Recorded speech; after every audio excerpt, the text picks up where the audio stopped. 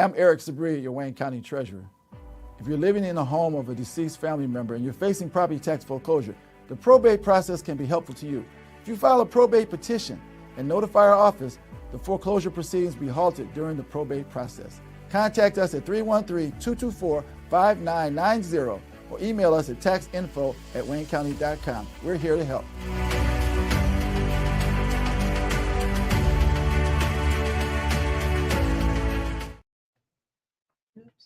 You got one more? Yeah.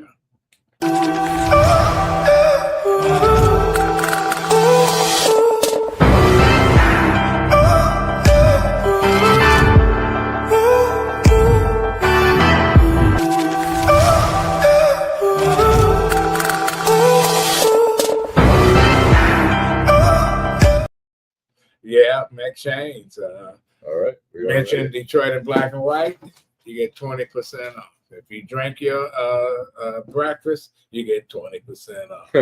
This is Adolph Mongo, Detroit in black and white, our Saturday edition. Today, Jim Nardone is with us. Hello, Jim. Good morning. And Allan Lengel from Deadline Detroit. Good morning. Good morning. And the queen of the show is off again. And she'll be back next week, Vanessa Moss.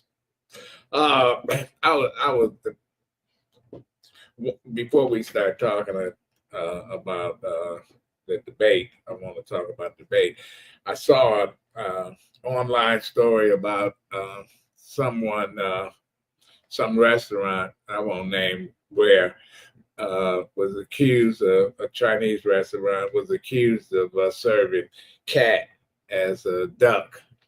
Made me sick. They, of course, the health department closed it. And where is it? Somewhere in Michigan. In Michigan. Yeah, somewhere. Okay. Wow. And it got me wondering, you ever went to a restaurant and the health department said they had all kind of violations, but you kept going and the food was good? I had a restaurant like that for years, right on Jefferson. It used to be called Enjoy. It's no longer with us. Food was great. I remember it. Mismatched chairs, some of them missing. They had a lot of people, had a lot of loyal customers, and they served fried fish or chicken in lard. At the butter, 10 pounds of butter in your grits or whatever. But the food was delicious. What about you, Alan? You ever had a place like that? Well, I don't know that I was totally loyal to. I know a lot of people, after the rat infestations over at Lafayette, a lot of people said, I don't care. As soon as it opened, they were back again. But also in Ferndale, Como's. The pizza place? Yeah, it got cited and shut down Recently? No. Now they have new owners and they remodeled and they have new equipment and everything's cool. But before, the old owners, we had it for a long time. They got shut down at least 2 or 3 times for health violations, and they would reopen. And then a short time later, they got busted again. And I don't understand how restaurants can't. The new place has never been shut down. It's new owners and.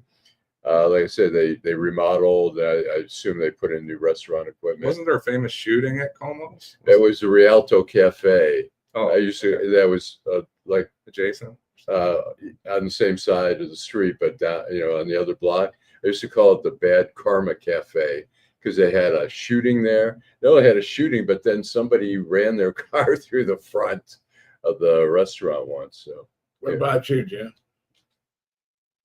I eat anything. Yeah.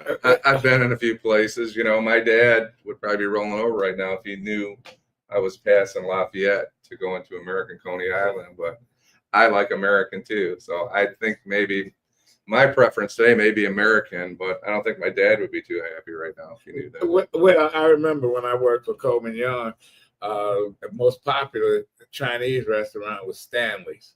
They used to have it on Baltimore downtown. Then they moved out on 8 Mile Road, called Stanley Other Place.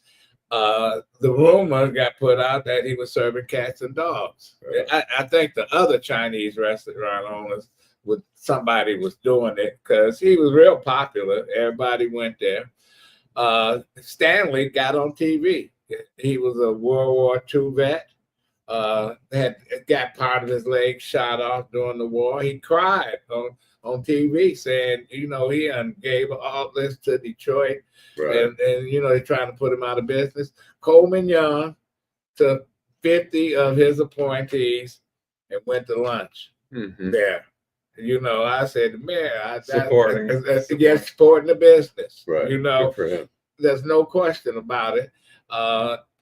When I went to New Orleans, during Katrina, I was writing a story for the Michigan Chronicle. They was boarding up businesses, houses and stuff, and they had messages on the, well, one person dead, or animals inside dead, etc.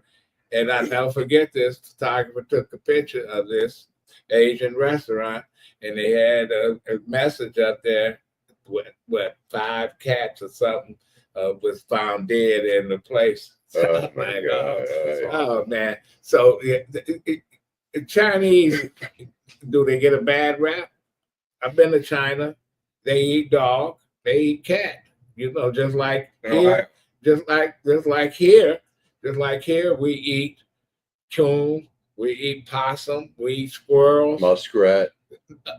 A little town in Iowa. The town officials found out that they didn't have any wildlife left in the park.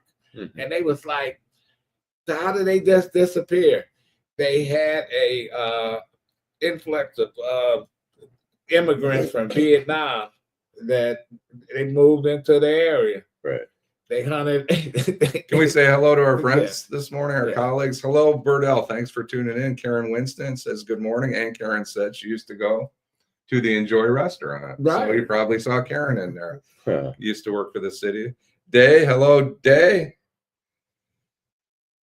I added you to the live on Detroit. Okay. Thanks, Day, for the help. And Karen says that the health department employees got paid off. I don't know, in chicken or cat? Well, but we had several restaurants in the Detroit area. It just depends. You can really find violations in every restaurant. Yeah, except Ramsey's.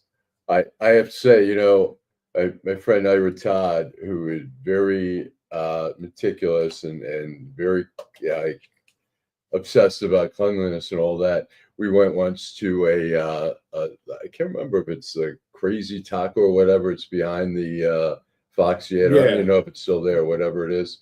And we went there, and we were in line, or a group of us, and he saw the person who was cooking go to the cash register and take some money out, pay, and then go back, touching the food. And he looked in and said, "We got to get out of here." Well, listen, my wife, she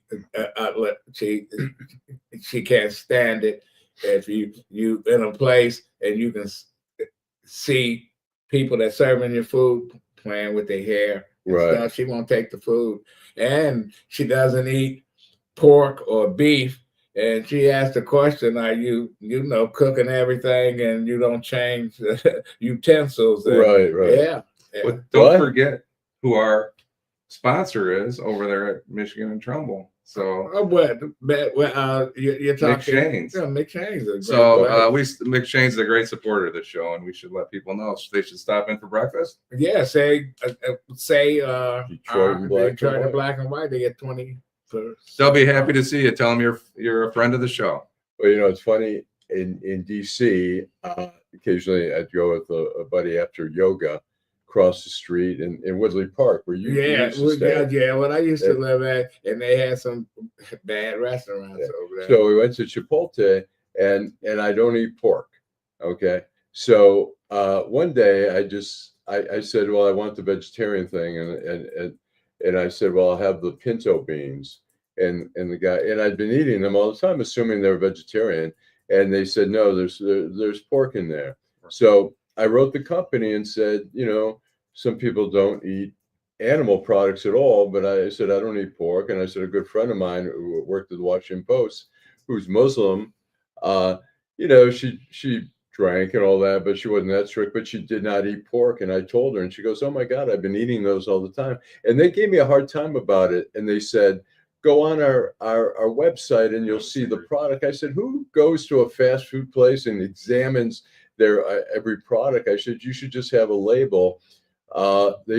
Somebody else went after them and they finally did label it. But it's like, it's like McDonald's got in trouble for making the French fries with Tallow. yeah, Beef tallow. beef whatever. tallow. And so, I think you should be transparent in a restaurant. And I think we should all expect when we go to a restaurant that it's going to be clean. Well, there was a restaurant down in Midtown that had a drink on there, kaffir, the derogatory word in South Africa, kaffir. Oh, Yeah, to a black person. It is a plant really out of Bangladesh. And I looked at it, I said, "You can't have this on the menu." And I said, "Why?" I said, "You might as well put nigger on there." And that's what it meant. right. And they was like, they didn't know. They changed it, because I went back there. I said, well, I might have to fight get them to take the word off. But they just thought it was a plant. I said, no, that's not. Nope. Well, look, I did a column in Deadline Detroit quite a while ago. I was having lunch with somebody at the DAC, and I looked at the tiles. They have some beautiful tiles. I mean, the DAC was built in 1915 by Albert Kahn, and he hired a German ceramicist out of New Jersey who put the tiles in and stuff. And the tiles had swastikas in there. So I said to the person I'm having lunch with, I said, "So what's that?" And they just kind of shrugged.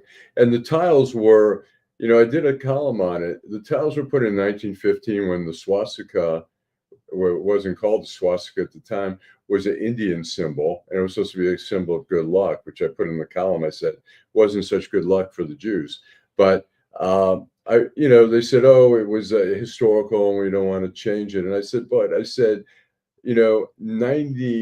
99% of the people see a swastika. And I said, the Nazis in 1920 co-opted the swastika, took it as their own, and it's clearly identifiable. And some people say, well, this one's on a little bit of a different angle. But I'm like, I looked at it. It was like, it's like you going into some place and it has the N word. That's how Is it still there? And they wouldn't change it. Well, go to Asia and you can buy different countries' products that still show the stereotype of Black folks. And you got people in this country say, "Oh, I miss Aunt Jemima and Uncle Ben and Right. Cream of Wheat Man." And, and it had people arguing, Aunt Jemima,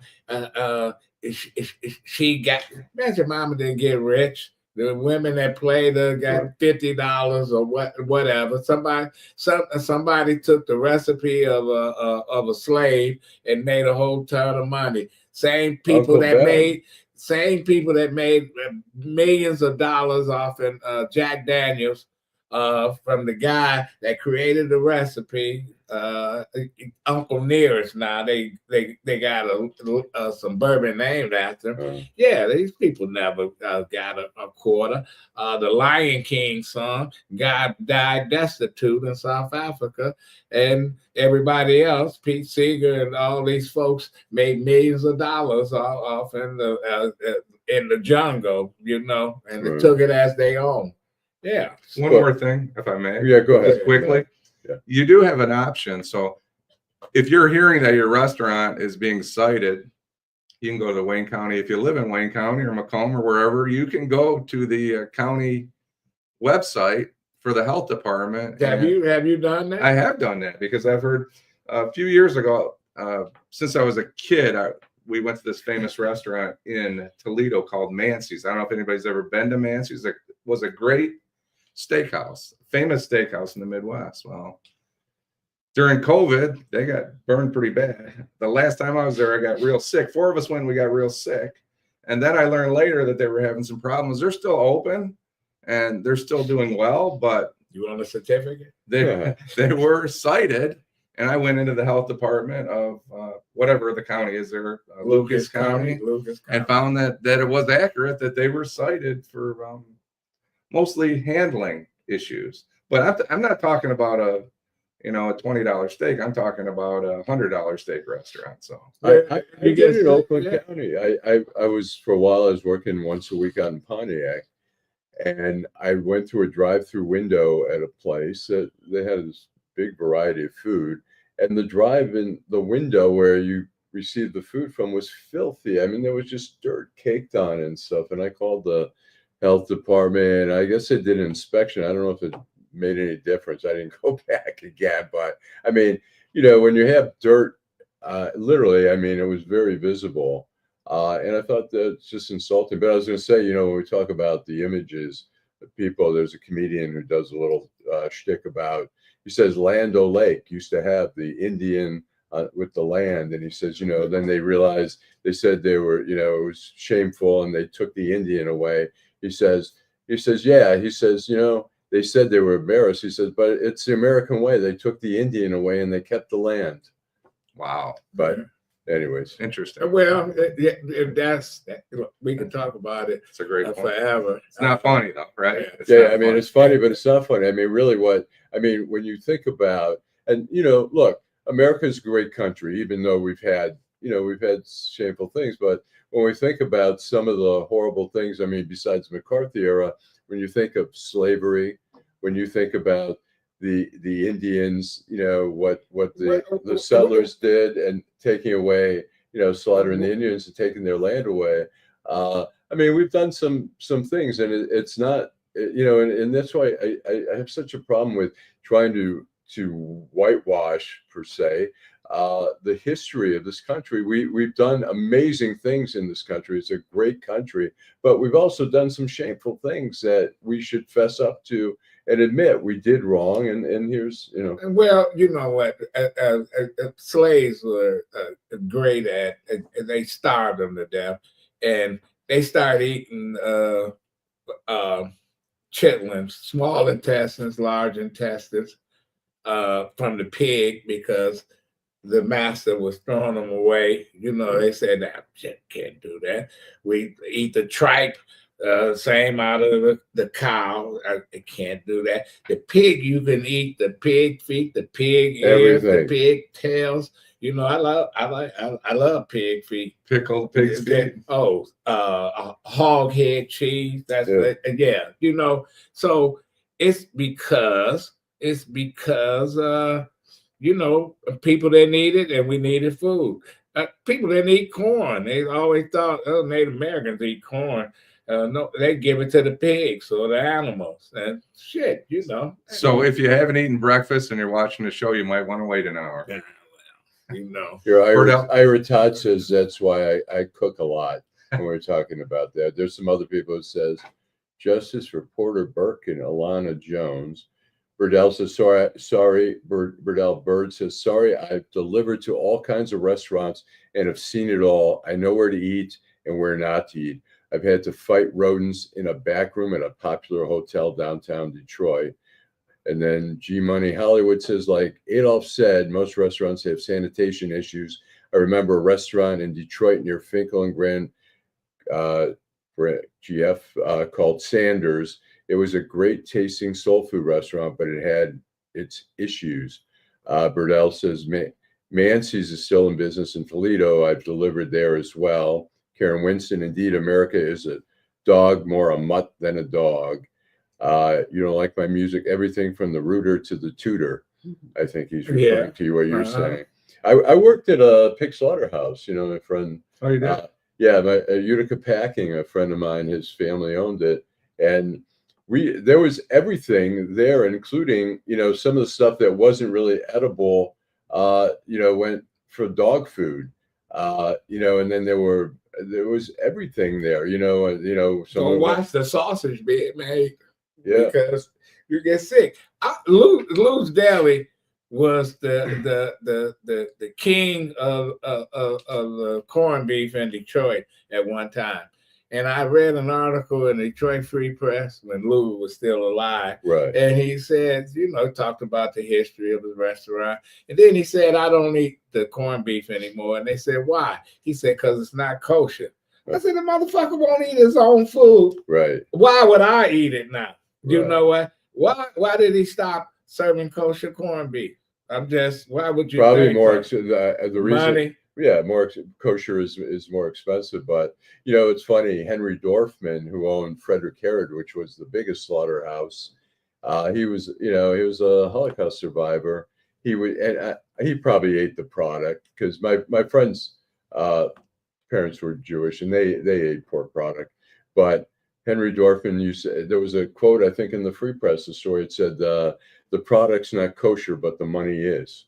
Yeah. But I won't go to a place if the people there that own it won't eat the food. I agree. So, no disrespect to Arabs, but several of them own barbecue places in Detroit. I'm like, they don't eat the pork, but they cook it and sell it. Man, I'm sorry, I don't eat it. And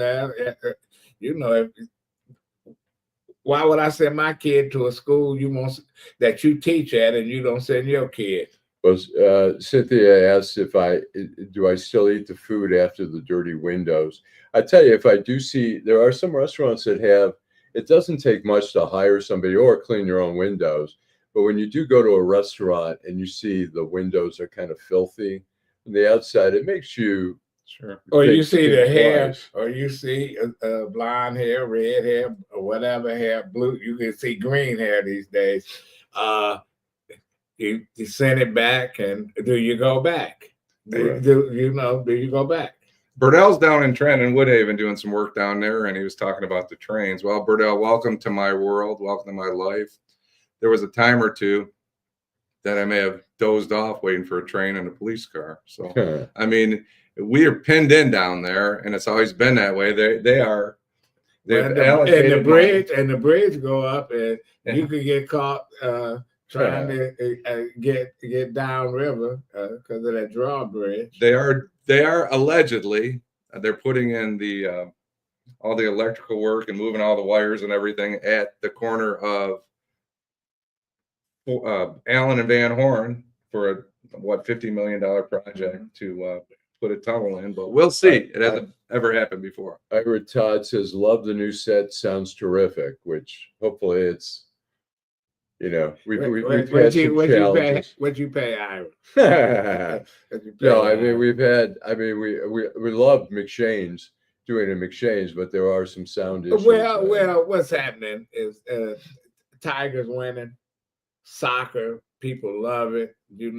Their business is picked up. It's expanding. I'm glad, hours. and I'm happy to see that. We're not gonna shy away from McShane. When they ask you these questions, you'd like to have lunch or dinner with a celebrity, dead or alive or whatever, whoever it may be, Elvis. I want to have coffee, and I'll call it coffee, with Ira Todd and Doc Richardson before I do this plan. And if I could have a coffee with those legends. Two fine legends of Detroit, I would be happy. That would be my bucket list. It wouldn't be Elvis or Diana Ross or Barbara Streisand. It would be Ira and Doc. But I remember the late Councilwoman Joanne Watson ripping a new asshole to the health department director because they were making it impossible for people to, set up a hot dog stand.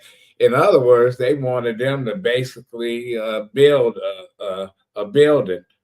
And she said, you people do not even go into the regular brick and mortar restaurants and do your job. And yet you want to keep, the average person that's trying to make some money, you want to block them from opening a business. And she was right. It was like selective. Okay, well, we're going to turn our blind eyes, say, to this popular place, but the guy that got the cart, we're going to come there and give him 10 tickets and close them down, We went for Deadline Detroit. This was before the pandemic. We had a restaurant show, and we had two hosts on that. But I came along on this one and was part of it. And we went to a place, I won't mention the name, but it was on Gratiot in Detroit, and the food was really good. But the dining room, you order and then you sit down. The dining room was not clean, and so we decided to do the show after we ordered it. We did it out of the van. We opened up the van. It was the middle of winter, but it was just well, it's one restaurant that you love, Allan. I'm not gonna say the name because I don't want people calling on me. Yeah. And it's popular. I went in there. I couldn't. I ran out of there. It's right on Woodward, and it's like, how do they stay open? So back to business, Jill is saying that our government is still trying to take indigenous land, and I don't know if she's talking about a specific case or it's just generally the government is. Well, you know what? If you go out to Montana Yes. and Alaska, well, South Dakota, yeah, North Dakota, Wyoming, etc.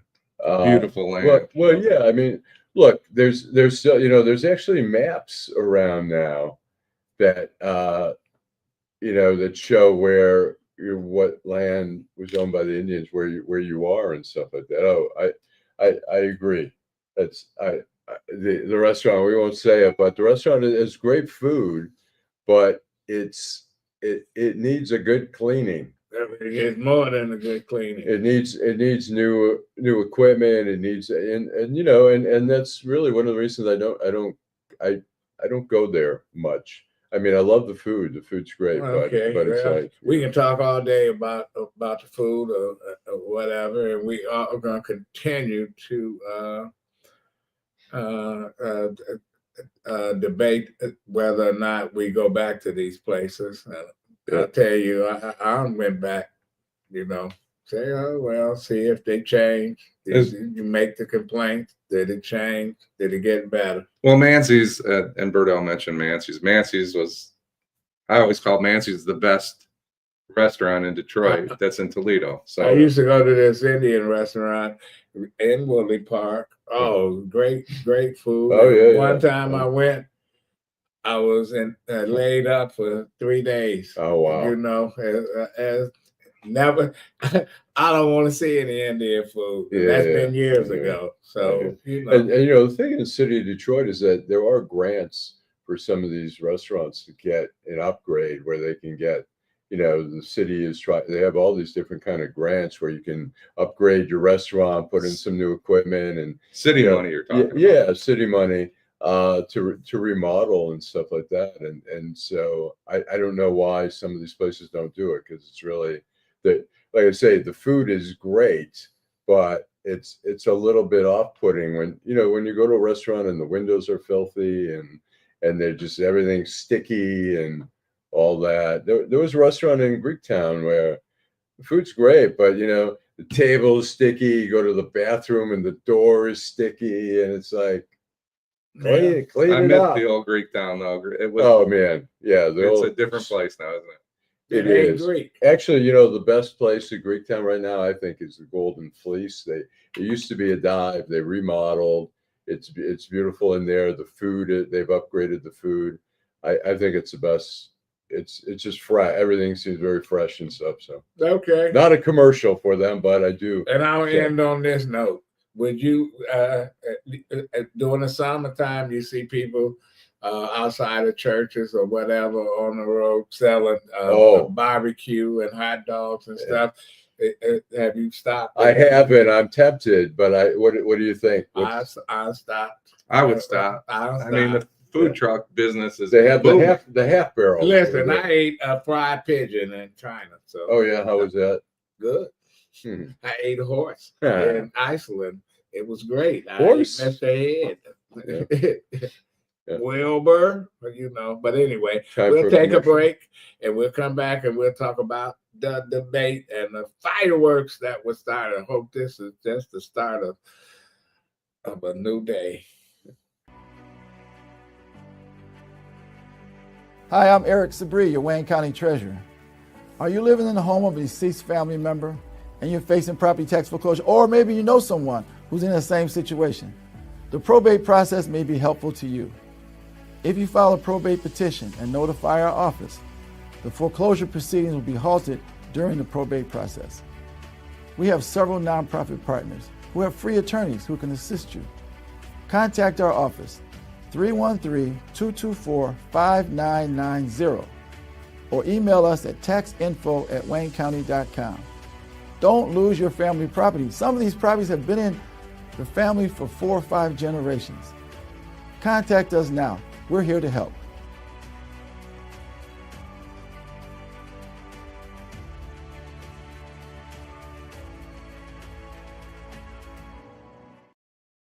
Okay. Yeah, we're back to Detroit in Black and White, Adolph Mongo with Jim Nardone and Allan Lengel. Allan, you know, at the end of the debate, Saunteel Jenkins delivered, some would say, a knockout punch. Yeah. And I think it was a great punch, but I don't think it was a knockout. Yeah, it wasn't a knockout, but it was certainly, it raised the temperature. Yes, why don't we play a clip from that? Thank you for being here tonight. In order to have the Detroit that we all dream of, we have to have a leader who is experienced, prepared, and committed to doing the work. So the choice is clear. If you want a future that includes more guns in schools, locking up our kids, Craig is your guy. If you want a part-time mayor who's working 2 full-time jobs, Kinlock is ready. If you want a mayor who shows up on Instagram but doesn't show up for meetings, then follow Mary. But if you want a mayor who is committed to this city and will continue the progress that Mayor Duggan has brought to this city over the past decade, then keep thinking Jenkins. I am Saunteel Jenkins. I've worked in nonprofit, for-profit, business, and education. Thank you. Mr. Craig, the gloves are off now.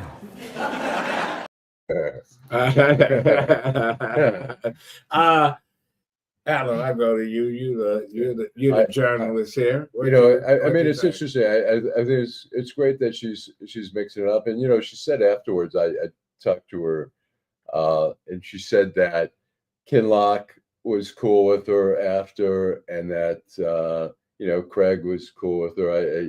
And I said, what about Mary? And she wouldn't say about it. But I think it's good to mix it up, but still we need to have issues, and for some candidates who say, well, I don't want to say my platform is because people are going to steal it. I said, hey, we can't have that. It's like I say, at Shark Tank, when you occasionally see somebody go and they're pitching their business and they say, well, what are your revenues? And they say, well, we don't want to say. And the sharks go, well, we're not investing unless you tell us. And I think the voters should have the same idea, that you tell us what your views are. If somebody steals your ideas and they're great ideas, well, that's what campaigns are about bringing out issues and taking the best ideas, whoever they are. And hopefully, I mean, if you really care about the city, you'll be flattered that your ideas are being implemented, even if you don't get elected. You know what? I love to see that exchange, and she, I guess she put the other candidates on notice that she's going down swinging. Right. As I said before, this race is not over. People got Mary. Okay, Mary. White contrary. Might miss a meeting. Shit. You got Reverend Kinlock, and you got some upset folks that can really turn the tide to two of the candidates. You got Ty Perkins is going to take some votes. Yeah. Chief Craig is going to take some votes. They're all going to get some votes. This thing is up in the air. So they got to separate themselves. And I thought that she separated herself. She made a statement. I love it, and she didn't back down. And I think she's a great candidate, but I'm going to defend the chief, my brother, law enforcement professional, because where did she get talking about guns in schools? I don't understand that point. I understand where she's going. The comment she's talking about is when Chief Craig said Detroiters maybe should get a gun to protect themselves. And I have no problem with that. What Chief Craig is saying, I have 2,000, 2,500 police officers, and we may not get there in time, and you may need to protect yourself. Learn how to fire a firearm. But we know the average person. When they say, if I had a gun, I would have stopped this person, stopped that person. I remember media asking Coleman Young, how are we going to get rid of the guns in Detroit? He said, when you get rid of the guns up north, you get the militia to turn in their guns, and everybody else to turn in their guns. Then I'm an advocate of turning in the guns. But I think his only point was there's a chance that the Detroit Police Department is not going to arrive to save you if someone's doing a home invasion or an armed robbery at your home. And that was only the point he was making. And I think that point was blown out of proportion by the media. I agree with you to some point, and I think people should. I mean, it's a Second Amendment right. People should be able to have a gun, but I think also I have mixed feelings about advocating for more people to get guns, because we see accidental shootings. We see people get drunk at a card game or something, get pissed off and pull out their pistol and shoot somebody. If I had a gun a couple months ago, when the guy you would have shot attacked me, I'd have shot him. But it's about responsibility. And that's why I don't care. I understand your point is he probably should not be advocating for more guns in the community. I understand that point, but I don't think that was the point he was making. I mean, I look at it this way, in Detroit, whatever, I've had incidents where I thought, it would have been nice to have a gun or whatever. But to be honest, I'd rather be dead than end up in prison, in a shooting. And that's just me. Some people don't feel that way. But I don't know. I think in terms of James Craig, though, what's interesting, it's like Sri Thanadar, that he was able to slip by without a mass field of candidates. Well, because he paid off the community organizers, gave them money. Is that what it was? Yeah, that's how he got to become a state rep and stuff. And so, but I'm saying that James Craig may be getting, where everybody was fighting over votes, and Sri Thanadar had a little bit of a different. Same way with Rashida. Yeah, same thing. But Craig may be in that category as well, that he may be getting. But he's not spending anything, not his own money. And people, when they say Craig, they say maybe I can support him. Then they say Trump, no. I think Trump is going to be a problem for him. Yeah, unfortunately, if he's tied to Trump, that's not going to be a positive. I think it will be a negative at this point. I don't know. It's hard to say. Here we have some comments. Maybe we'll go. Okay, let's see. On purpose, says the oligarchs run everything, not politicians. Ira Todd, I believe Adolph is right. On purpose says my gun is the most high God creator. G Money Hollywood says I just think the poor voter turnouts throughout the country regarding elections that people have already decided it's going to be a two-person race. It's between Mary and the pastor. Well, bottom line. You may be right. You may be right, and you may be wrong. On this note, I'm going to take a leave. I'm going to go to the services of one of our former guests, Frank Miles. Frank Miles, yeah. Yeah, and who unexpectedly passed away a week ago at his home in Detroit. So continue the conversation, gentlemen. All right. I'll see you on Wednesday. And I was going to ask Allan. We'll let you slide out whenever you're ready. Okay. Go ahead. Right, maybe we should do a quick commercial, and then we'll be right back. Hi, I'm Eric Sabri, your Wayne County Treasurer. If you're living in a home of a deceased family member and you're facing property tax foreclosure, the probate process can be helpful to you. If you file a probate petition and notify our office, the foreclosure proceedings will be halted during the probate process. Contact us at 313-224-5990 or email us at taxinfo@waynecounty.com. We're here to help.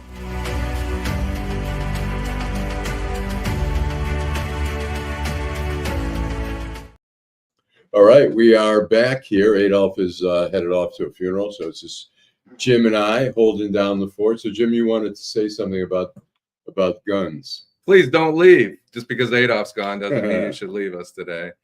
Well, I'm not advocating for vigilante justice in the city of Detroit or anywhere else.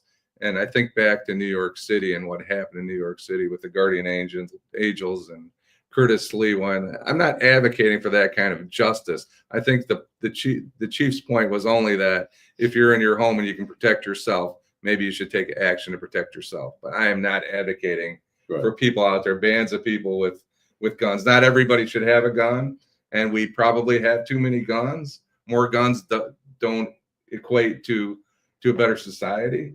However, I do understand what the chief's point was. Yeah. No, look, a lot of people have got. I mean, my father used to. He had bars in Detroit.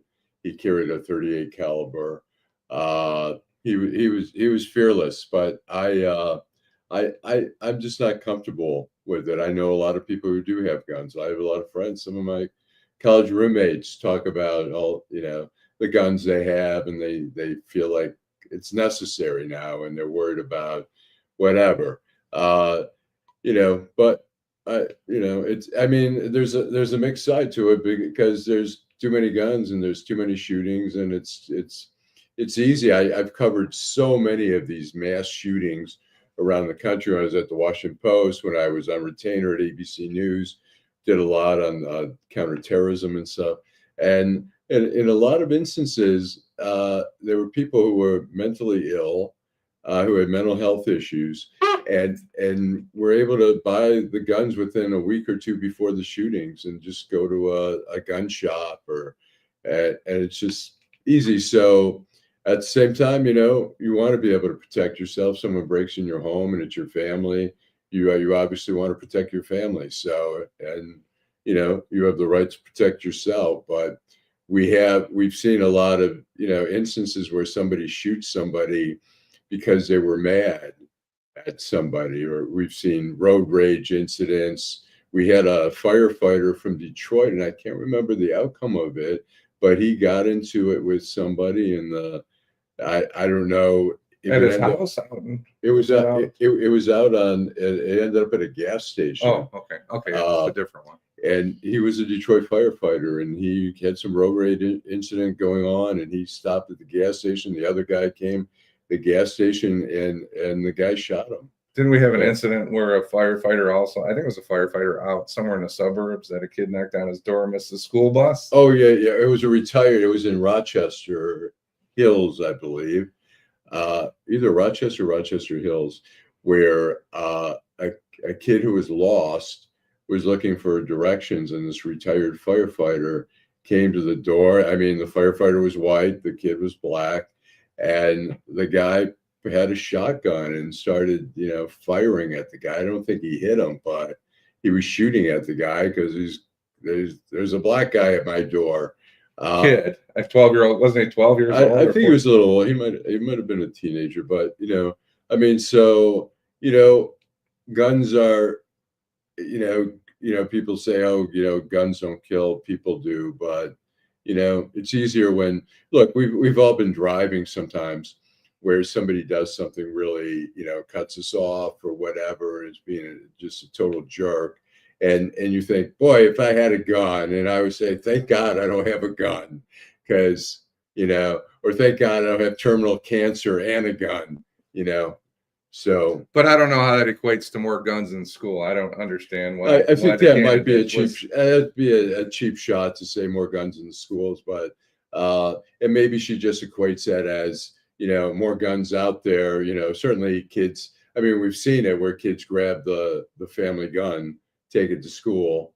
The Oxford shooting was a little different. It was supposed to be under adult supervision, but they bought the gun. I mean, the kid said he was having mental health issues. He needed help. And supposedly the parents ignored that and bought him a gun for Christmas and took him to the shooting range. And the school didn't do anything. That, to me, a lot of that's on the school. Yeah, and they're not. And they cut a deal with the school cut a deal with the prosecutor, so nobody would be charged. Right. It's a series of missteps. I mean, certainly the school should have the school should have sent him home. The school should have checked his backpack. I mean, they had reason to believe that he was, he was drawing disturbing illustrations, and the parents just, it's an interesting case. And do you think we'll see more of those cases around the country? I'm not sure. I think it's interesting. I think that you talk about the Titanic didn't crash because they hit an iceberg. It crashed because everything that happened before it hit the iceberg. And I think that's the same situation with the tragic shooting up there at the high school. There was a series of events. Any of them could have stopped that event from happening. The parents could have locked the gun. The teachers could have called the police officer that was assigned to the school district, who was, I guess, on campus or somewhere close. Somebody needed some courage. And sometimes when we let things happen, when we let things go that are obvious, it was obvious that this kid was in distress. And it was obvious that he should not be let back in that room with that backpack. Right. But it's also, I mean, if you start further back, where the kid was telling his parents, I'm having issues here. And I guess some people, I don't know if they don't believe in mental health treatment or whatever. And I think there's far less of a stigma of going to therapy these days. I mean, it used to be way back, if somebody said, well, my therapist said this, you'd be like, oh my God, you're in therapy.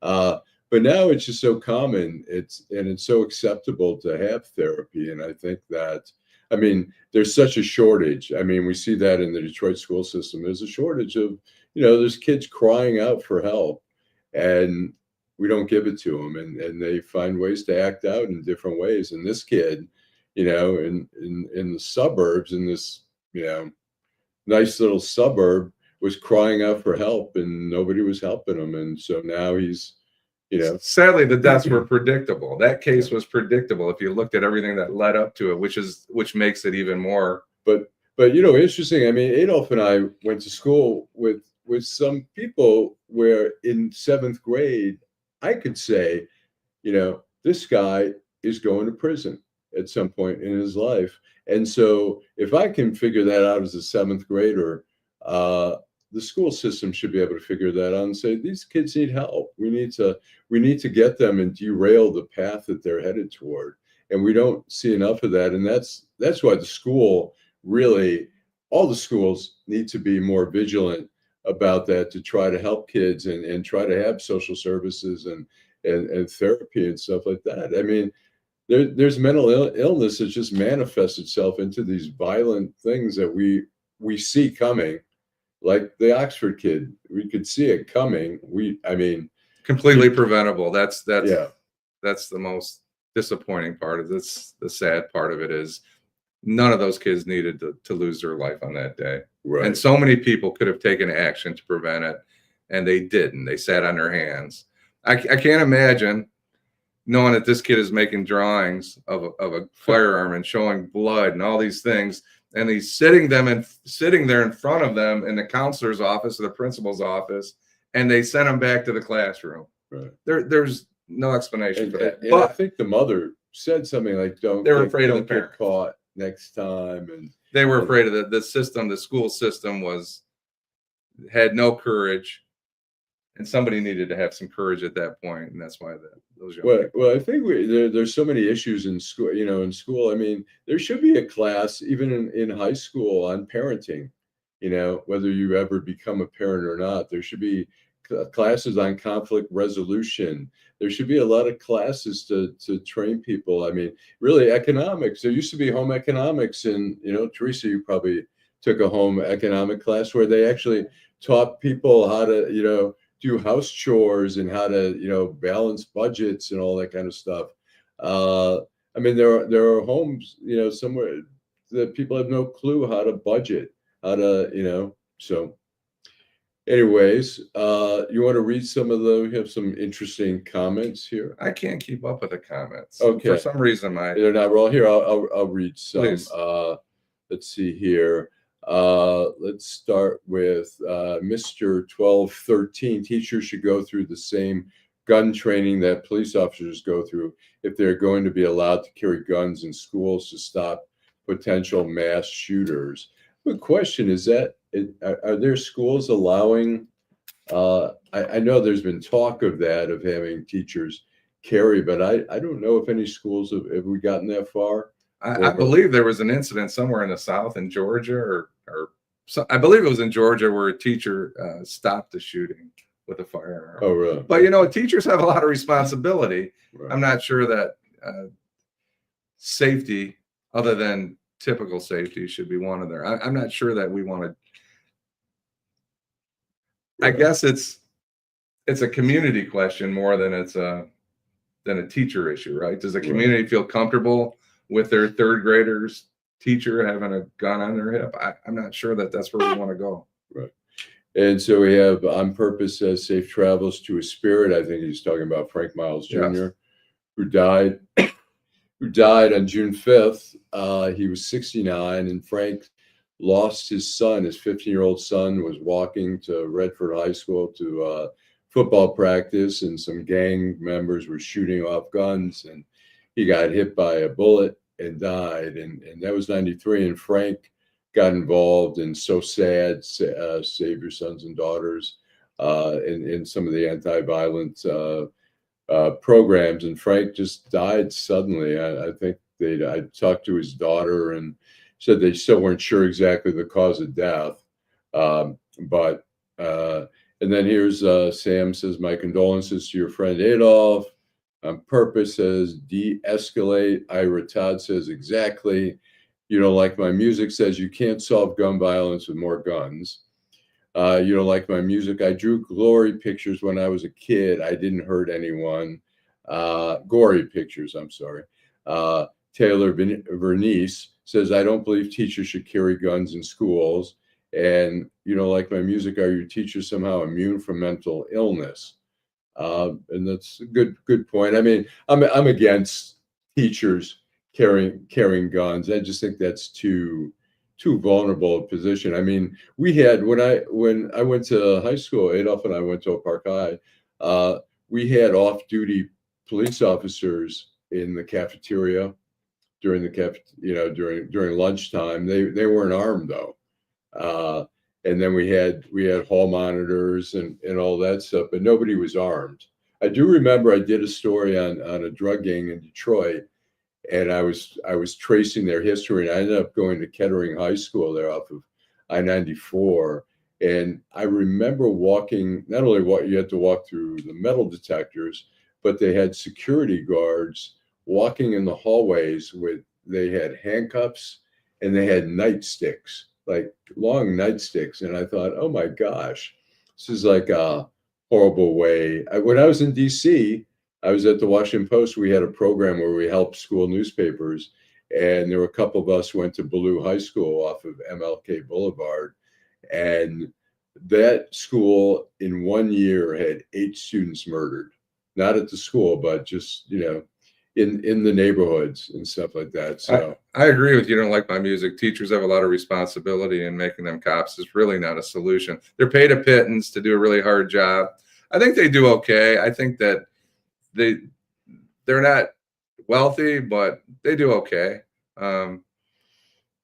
They're not cops, and you're absolutely right. They don't need to be cops. And On Purpose was talking about politics, and he said the oligarchs run everything, not the politicians. But I think that's kind of the pipeline. The politicians report to the oligarchs, and sadly, that's where we live today. Yeah, I mean, I think it's okay, although even there, to have armed police officer in the school in case of a mass shooting where it would be addressed immediately. But and most police departments get there in 3 to 5 minutes. I've always been against. I've never really been comfortable. In fact, we did put a police officer in the schools when I was the chief or director. But I think you need a separation. It's okay. I just don't. I have mixed emotions about it. Yeah, and we should. Yeah, we should all have mixed feelings about guns wherever. And I mean, they've tried, in the schools. I mean, the other thing is even which would be a step like in high schools like Oxford, and I don't know if they've done this yet, but should have metal detectors. People don't like the inconvenience of metal detectors. I can tell you in some countries like, Israel, you go to a mall you go to the train station, you pass through a metal detector. They check your bags, they check your backpack and stuff like that. We don't, look, we go to movie theaters. We don't go through a metal detector. I mean, anybody could bring. I have a good friend who's retired from ATF, and he would tell me that he would sit there in the movie theaters. He'd have his gun on the seat. This was after Columbine and all that. He'd have his, his gun. Aurora. Was it Aurora? Aurora? Yeah, Aurora and Columbine. And he, had his gun out there. And so, I mean, you'd like to think, I mean, it's weird now that we even have to think about it. I sometimes will be going down the grocery aisle and it'll hit me for a second. I said, somebody could just start open fire on people in the grocery store. And, if nobody's armed, it's going to go on for quite a while before, I go to the mayoral on Jefferson. There's a police officer either in the parking lot or in the store, and he's armed. And to be honest, I feel better about it. I'm okay with that. But there was also in Buffalo, there was I think there was a police officer working security in Buffalo and got killed. Tragically, we lost 19 people. Yeah, I mean, look, if I was a gunman, that'd be the first person I'd take out. So, I mean, it's not an infallible situation there, but yeah, I mean, guns are, like I say, well, the chief is advocating for guns, and in some ways, it's like, yeah, Detroit is, particularly some neighborhoods, dangerous, and there are break-ins and home invasions and stuff like that, and you want to, you particularly if you have a family. You have children, have your wife, or I mean, we see, single family, single parent homes, whether it's a man or a woman who have guns. And so, but it's also, that we've seen accidental shootings where we've seen it where somebody knocks on a door. And we've seen, I can't remember if it was in Dearborn or something, a black person knocked on the door and the person shot through the door and killed them, thinking a young lady that car had broken down. Yeah, and they were just looking for some assistance and stuff like that. So that's where it makes you pause a little bit and say there's some danger to letting some people have guns. I mean, if we're responsible, like I trust you having a gun, even though you're not on the police force anymore, I trust that you're going to use it responsible. But not everybody's responsible. I mean, it's the same thing, there's drivers out there who shouldn't have a driver's license. You see people drive and you're just like, this is insane. This person's irresponsible. They're speeding, they're driving recklessly. And you hit on the key word. It's about responsibility. You should have insurance. If you have a firearm, you should be trained, and people aren't willing to go through that. You don't need that training to purchase a firearm. Right. I want to go back to the schools for just 1 second. So when they put a police officer in a high school or junior high or whatever they do, a lot of times they're there to gain intelligence. And I just think that's a bad look personally. To go to the school, start befriending kids to learn about what might happen. I don't think that's a good strategy. Right. I agree. So we're coming to a conclusion here of Saturday. It's supposed to be really hot today. I think it's only in the 90s, but they say the heat index, which is a collection of the temperature and humidity, and what it really feels like is going to be maybe 101 degrees today.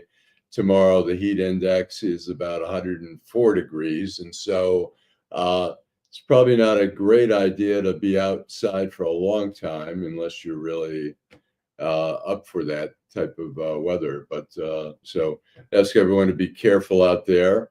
I'd say the Tigers, man, I don't know, I mean, I still think they have the most wins in the whole major league. It's great seeing. I'm always uncomfortable with the Tigers winning so much. You're just waiting for them to collapse, but it's been great so far. And they're playing down in Florida. And they're doing great. And the NBA, I don't know if you're following the NBA. I have not. I've been watching it. It's the Game 7 is tomorrow. It'll be in Oklahoma City, and it should be interesting. I've gotten, I think, with all the stuff going on in the Middle East and just our politics here. I always feel like sports is such a great distraction where you can forget about all the bullshit. Actually, although when you're watching the game, you're getting news flashes every 10 seconds. But And before we leave, thanks to Jill for your comment. On Purpose is talking about Donovan McKinney. I've not heard that name, running for Congress in the 13th district. I have not heard that either. Thank you. If we didn't get to you, On Purpose said de-escalate. If people knew how to de-escalate, this would be a whole different world, wouldn't it? Yeah. Well, it's got to, it's always easier to de-escalate without weapons, I think, sometimes. But yeah, people have to figure out ways, and we have to train people. Not everybody. Some people have bad tempers. Some people have grown up with no direction, or they have parents who have bad tempers, and that gets inherited. And bad tempers lead to a lot of bad things. I'd be curious to do a study in like the state prisons, how many people ended up here because of a bad temper. I'm sure, I mean, some are just economic issues or whatever, social economic issues, but some probably just lost their shit and did something. Thank you to everybody out there. We appreciate it. This show goes because of you, and we appreciate every comment. If we didn't get you, if we missed a comment, you have my apologies. I'm having a little challenge with my computer here.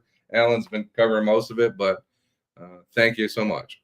All right. Thanks a lot. And we will see you. Our next show will be Wednesday. And thanks for tuning in. And I hope the sound has been better than we've been working on that for a long time. We've been wringing our hands trying to deliver a better sound. So thanks again to everybody. And we'll see you Wednesday night.